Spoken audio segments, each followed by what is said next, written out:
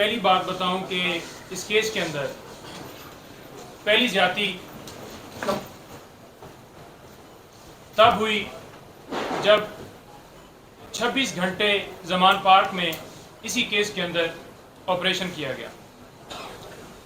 دوسری زیادتی تب ہوئی جب جوڈیشل کمپلیکس کے اندر عمران خان صاحب پیش ہوئے اسی کیس کے اندر، کیونکہ سیکیورٹی کے حالات ڈسٹرکٹ کورٹ کے اندر ٹھیک نہیں تھے تو عدالت وہاں پر لگائی گئی. تو دوسری زیادتی وہاں پر ہوئی، اس دن بھی اسی طرح سے قاتلانہ حملہ ہوا. تیسری زیادتی اس کیس کے اندر ہمایوں دلاور صاحب نے کی جب خان صاحب کو پولیس لائن کے اندر عدالت لگا کے اور وہاں پر ان کے اوپر فرد جرم عائد کی گئی. فرد جرم کے لیے قانونی طور پر طریقہ یہ ہے کہ فرد جرم پڑھ کر سنائی جاتی ہے، اس کی موجودگی میں، ملزم کی موجودگی میں لگائی جاتی ہے. لیکن یہ پروسیس وہاں پر فالو نہیں کیا گیا اور یہ اعتراض بھی اٹھایا گیا، لیکن یہ ریکارڈ کا حصہ نہیں بنایا گیا. اس کے بعد آپ دیکھ لیں کہ فیس بک آئی ڈی کے حوالے سے جج صاحب نے خود قبول کر لیا کہ یہ آئی ڈی میری ہے، لیکن کیا انہوں نے آئی ڈی کے حوالے سے کمپلین کی ایف آئی اے کو؟ نہیں، کہ میری آئی ڈی جو ہے وہ بلاک ہو گئی ہے، اس کے اوپر سے تصویریں غائب ہو گئی ہیں، یا کسی ہیکر نے جو ہیک کر لی ہے. کچھ ایسا نہیں ہوا. 90 دن کے اندر اندر ایف آئی اے اگر فیس بک کو ای میل کرتی تو وہ تصویریں ریکور ہو سکتی تھی، لیکن ایسا پروسیس نہیں کیا گیا، بلکہ ہائی کورٹ نے یہ ڈائریکشن دی ایف آئی اے کو، آپ ان لوگوں کو انوالو کریں جو فیس بک کے اوپر یا سوشل میڈیا کے اوپر ہمایوں دلاور صاحب کے خلاف پوسٹیں لگا رہے ہیں.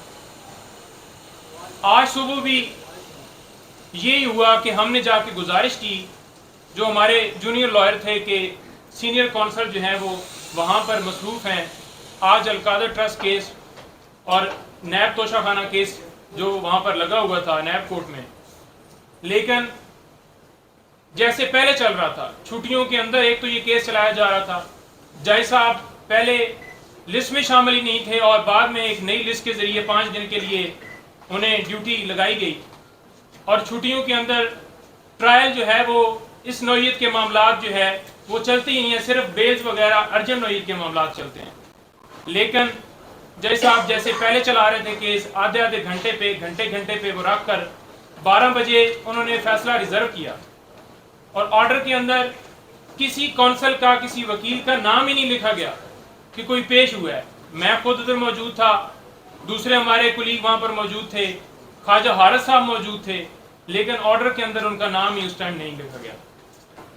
اور 12 سے لے کر آپ دیکھ لیں کہ اگر 12:30 کا ٹائم رکھا گیا ہے فیصلے کا، تو کوئی کیا ایک بتا دیں کہ اتنی جلدی، اتنی سپیڈ میں 30 صفحوں کا فیصلہ جو ہے وہ لکھا جا سکتا ہے؟ انہوں نے کہا جی کہ میں نے 30 صفحوں کا فیصلہ جو ہے وہ آدھے گھنٹے کے اندر اندر لکھ لیا ہے. اس کے ساتھ ساتھ آپ یہ دیکھ لیں کہ فیئر ٹرائل جو ہے اس کیس کے اندر پہلے دن سے لے کر آج تک خان صاحب کو ایویڈنس کروانے کا یا ان کو جو پلیڈر مقرر کیا گیا، اس وقت بھی ان کی مرضی نہیں شامل تھی. خواجہ حارث صاحب کو عدالت کے آرڈر سے پلیڈر مقرر کیا، حالانکہ شہادت کے لیے ایکیوز کا خود ہونا ضروری ہے، یا پھر اگر وہ پلیڈر کسی کو مقرر کرے تو تب ہوتی ہے. لیکن کراس بھی یہ جو جج ہمایوں دلاور صاحب ہیں ان کے اوپر اعتراض اٹھائے ہوئے کہ یہ ہمارا کیس نہ سنیں، لیکن سپریم کورٹ کہتی ہے کہ اس کے اوپر آپ جو ہے فیصلہ دیں، تب اس کے اوپر فیصلہ دیا جاتا ہے. اور جن حوالوں کا ذکر دیا جاتا ہے وہ اس کیس سے ریلیٹڈ ہی نہیں ہے، اور جو ایویڈنس دی جاتی ہے کسی طرح سے اس کو قبول ہی نہیں کیا جاتا، اگنور کر کے فیصلہ دے دیا جاتا ہے کہ آپ کی درخواست جو ہے خارج کی جاتی ہے.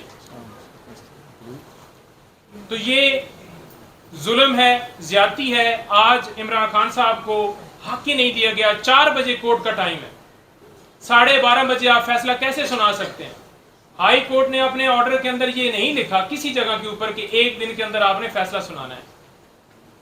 اور جیسا کہ شعیب شہین صاحب نے پہلے بتایا کہ وہاں پر ایویڈنس کے حوالے سے آپ نے نوٹس بھی کر دیے، تو وہ ایویڈنس جو ہے وہ اب پھر کدھر، اس پٹیشن کے اوپر جو نوٹس ہوئے ہیں وہ پٹیشن کہاں پہ کھڑی ہے؟ تو ہماری گزارش یہ ہے یہ جو گرفتاری اس طرح سے ہوئی، آرڈر ادھر اناؤنس ہوا ہے، ابھی کورٹ کے باہر نکل کر میں بتا رہا ہوں کہ یہ فیصلہ ہے، فوراً پتہ چلتا ہے کہ وہاں پہ اریسٹ بھی کر لیا جاتا ہے، اور اریسٹ کر کے یہاں پر بھی لے آئے ہیں۔ ہماری اعلیٰ عدلیہ سے گزارش ہے کہ جو ہماری درخواستیں ہیں وہ ہماری جلدی فکس کی جائیں اور فیصلہ اس کے اوپر جلدی دیا جائے۔